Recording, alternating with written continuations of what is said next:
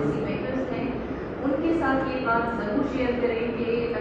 ये white paper जो है सिविल सोसाइटी की तरफ से आया है और उनके समझते हैं आप इस पे काम क्यों नहीं कर रहे या क्यों नहीं हो रहा, आप सवाल उठाएंगे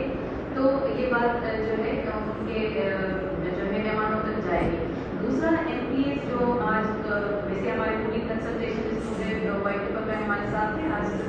हमारे साथ हैं पढ़ा, लेकिन वैसे जो है बहुत सारे इस ग्रुप में हमारे में शामिल हैं जिसमें PTI, PPP, NPM जो है NPM की सबसे ज़्यादा उसमें एक्टिविटी हमारे साथ रही है, लेकिन PTI और PPP काफ़ी उसमें काम रहा है। अब उनका ये समझते हैं कि ये जो वाइट पेपर जारी किया गया है तफसीली तौर पर, इसमें ये सिर्फ ऐसा नहीं है कि डेस्क रिव्यू करके रिसर्च बना दी गई है। NGO ऑर्गेनाइजेशन और सिविल सोसाइटी का जो रोल होता है कि कोई भी ऐसा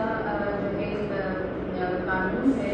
जिसमें उनके साथ बैठकर सिविल सोसाइटी, बार एसोसिएशन और मीडिया के लोग के नुमाइंदे इसमें शामिल रहे हैं और इसमें जो लोकल गवर्नमेंट के सरकारी ब्यूरोक्रेसी है वो भी इसके अंदर इन्वॉल्व नहीं करने के लिए और आप लोगों तक